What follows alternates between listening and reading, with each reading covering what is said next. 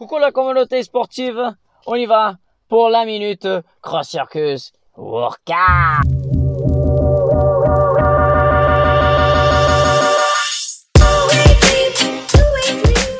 J'ai envie de parler un petit peu d'accidents aujourd'hui parce que j'ai eu 3 petits accidents dans mes cours ces derniers jours et j'ai envie de parler de tout. C'est pas des choses graves, c'est des tout petits trucs, mais que ça veut dire forcément quelque chose. Le premier, c'était avec moi-même. En entraînement, je ne sais pas comment, j'essaie de trouver jusqu'au présent et je ne trouve pas comment ça se passait. J'ai une entorse de mon doigt, voilà, l'orteil de mon pied. Je ne sais pas comment. Commençait à gonfler, ça commençait à être bleu, ça commençait à être de plus en plus douloureux. Je suis parti aux urgences quand même pour faire une radio, parce que je voulais savoir si c'était cassé ou pas. Non, heureusement, c'est pas cassé, c'est juste une entorse et je suis vraiment très content pour ça. Mais les accidents, ils arrivent pour nous apprendre des choses et ce n'est pas forcément lié à la pratique sportive. C'est-à-dire, plusieurs choses qui s'y passent en dehors de ta pratique vont influencer les accidents. Vont influencer, voilà, un moment qui c'est pas vraiment dans le chemin. Vous voyez, le but c'est de faire ça. Si dans le coup ça fait ça, c'est parce que quelque chose s'est passé. Ça peut être un trou qui était ici et qui toi, parce que la tête elle est pas vraiment dedans, ben tu finis par tomber. Et ça, c'est très important. Dans mon cas, je peux parler, mais sans aucun doute, ma tête est à 1000 à l'heure. Il y a plusieurs choses qui s'y passent en ce moment. J'ai fait 35 ans, bientôt je ferai 36. Et je prépare un grand voyage aux États-Unis pour développer ma carrière de comédien à Hollywood. Moi, je suis cascadeur, j'ai fait la lutte, j'ai fait l'acrobatie, je suis danseur, je chante pour les spectacles, je suis pas chanteur, mais voilà. Je suis clown, je suis artiste, j'ai fait vraiment beaucoup de choses. Je suis en formation, je donne des cours, je monte des sketchs, je monte de nouveaux spectacles, j'ai écrit de nouveaux one-man shows. Il y a vraiment beaucoup de choses qui se passent dans ma tête. En plus de ça, je me culpabilise beaucoup quand je ne peux pas faire tout ce que je me suis mis comme défi pour le faire. La conséquence de ça, c'est de culpabilisation et de dire il faut que je fasse plus, je suis en retard, il faut que je me donne plus, il faut que je fasse plus, il faut que je fasse plus. Et la conséquence, le corps il dit écoute, non, il faut pas que tu fasses plus, il faut que tu fasses mieux. Et ça, c'est un grand comment dire, avant que je me perde dans mes pensées, ça c'est un grand atout quand tu as cette conscience. Ce n'est pas faire plus, c'est de faire mieux. Bien sûr, il faut faire régulièrement, l'assiduité elle est très importante, mais faire sans avoir une conscience, ça c'est un problème. Je suis même en train de faire un cours comment dire, de gérer, pour gérer mon temps autant que créatif. Parce que comme je fais vraiment beaucoup de choses, c'est normal que j'aie cette frustration. Ça, c'est pour moi. Et j'ai eu 2 élèves cette semaine qui j'ai vu, c'est stress et qui ça s'est terminé en petit accident. Le premier, c'est, bon, au début du matin, elle a eu une mauvaise nouvelle. Elle vient pour le cours, tout va très bien et à la fin de la journée, le dos, il s'est bloqué. Elle pouvait même pas se baisser, elle avait vraiment très mal. Pour moi, c'est directement lié à mauvaise nouvelle qu'elle a eue le matin. Elle vient faire le cours quand même. Tout se déroule très bien, mais à la fin, vraiment à la fin, le dernier moment, elle a eu cette petite contracture musculaire.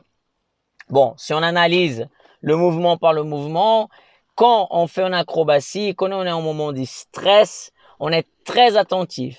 On va rarement, bon, oui, ça peut arriver dans la pratique, dans le mouvement violent, on peut se blesser bien sûr, mais c'est plus commun qu'on se blesse en dehors du moment. Ça peut être, il y a beaucoup, les acrobates, on va se blesser en faisant rien, en faisant à manger, en allant aux toilettes, au chemin, on va taper, c'est souvent comme ça, souvent. Si tu es acrobate, si tu fais de la lutte, si tu fais des sports radicaux, vous savez très bien que c'est souvent comme ça. Et pourquoi? Parce que quand on baisse notre attention, c'est là que ça se passe le problème.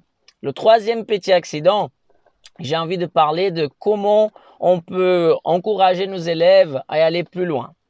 J'ai un élève qui est vraiment très speed, très dynamique. Je pense que son boulot aussi lui met beaucoup de pression. Quand elle vient dans le cours, souvent elle a dit « je suis fatiguée, j'ai une journée difficile ». Ah ben je sors du travail, je viens directement. Parfois elle ne dort même pas et elle vient dans le cours. Donc il y a vraiment déjà beaucoup de stress dans sa démarche.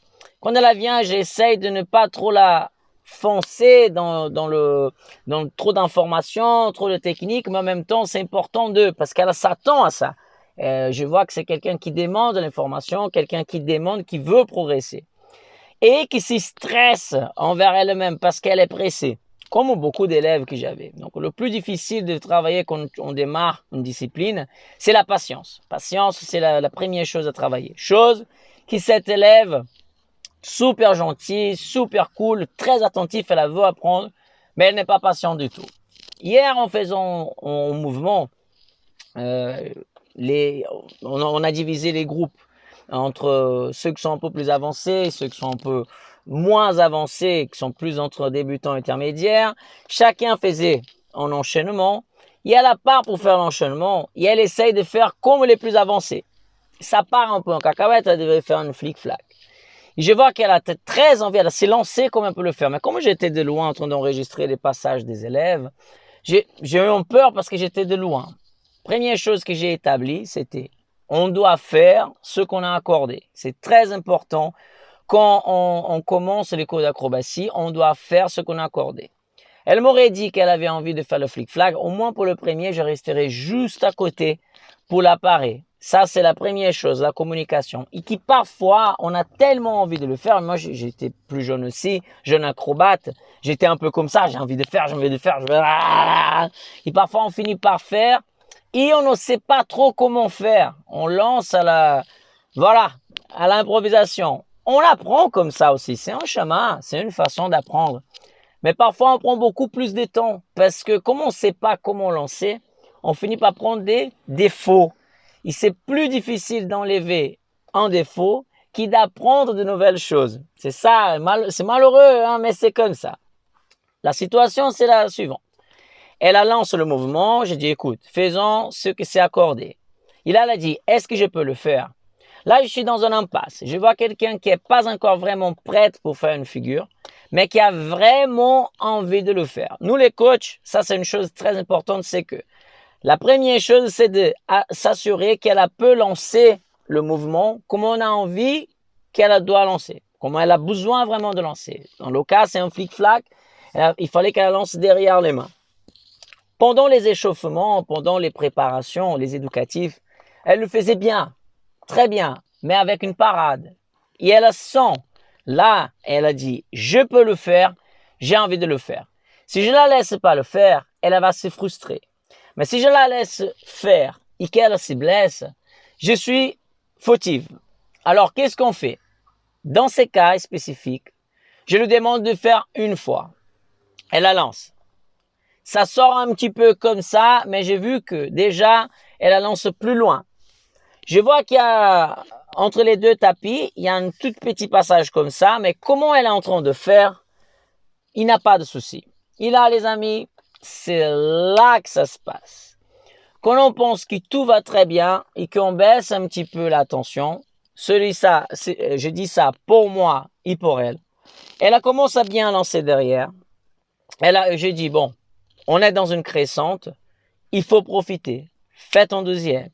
Elle a fait le deuxième, ça pliait légèrement le bras, mais on peut faire un troisième. J'ai dit, on y va, on continue dans cette lancée. Allez-y très loin et c'est parti. Et au lieu de lancer le troisième loin, elle a lancé vers le haut, les bras ici, et là, elle a tombé sous la tête, sous le trou, bien sous le petit trou comme ça, qui n'avait pas de passage dans le tapis, mais elle a trouvé un passage. Donc, même quand on fait attention, même quand on fait attention, qu'on met toutes les mesures de sécurité, qu'on fait les parades, les petites choses peuvent arriver parce qu'il y a un moment qu'on ne sera pas là, qu'on doit faire confiance à notre élève, à nos élèves. Est-ce qu'on doit faire ça tout le temps?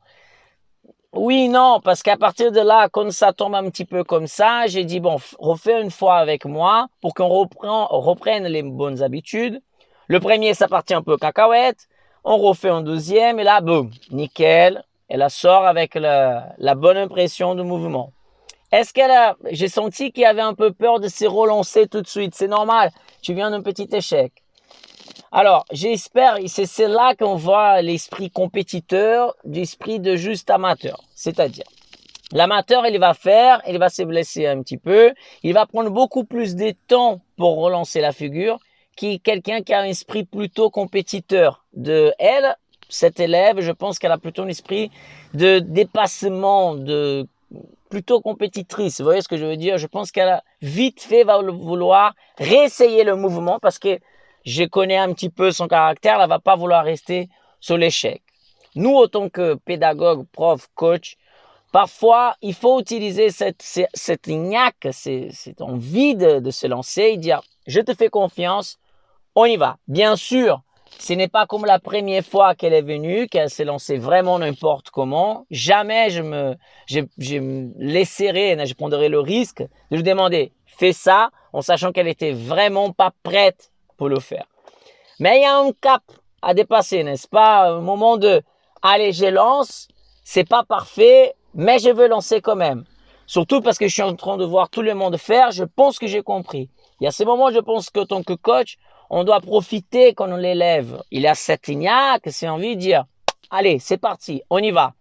En essayant toujours de prendre toutes les mesures de sécurité, en sachant, bien sûr, que même quand on prend toutes ces mesures, les accidents, ils peuvent arriver. Dans ces cas, elle s'est fait pas mal, elle a juste, elle a tombé sous la tête comme ça fait un petit clic, pas blessé, ça laisse une petite marque, on dit toujours que c'est le métier qui rentre. Bien sûr que l'étape suivante, ça va être de refaire plusieurs fois en éducatif, faire l'exercice pour remettre la figure dans la tête. Elle va me demander forcément d'essayer de faire toute seule tout de suite. Et je dirais non, pour l'instant, on doit reprendre du début. C'est comme ça, les amis, pour éviter tous les accidents. C'était 3 expériences que je voulais partager avec vous. Soyez patient. Laissez le temps faire son travail quand vous prenez des cours.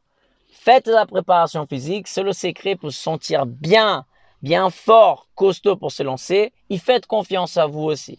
Si vous le sentez que c'est le moment de le faire, demandez-y et faites-le. Ne restez pas sur le « Ah, j'aurais dû le faire ». En revanche, même au moment de lancer, vous ne le sentez plus, arrêtez, demandez une parade, recommencez.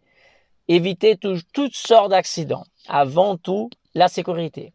C'était la Minute Cross Circus Workout. J'espère que vous avez passé un bon moment. Si vous avez des questions, des commentaires, des histoires que vous avez vécues pareil, mettez sur le commentaire. Je serai ravi de partager ces moments et même raconter peut-être les histoires des gens ici sur les commentaires. Je vous embrasse tous. Ciao, ciao.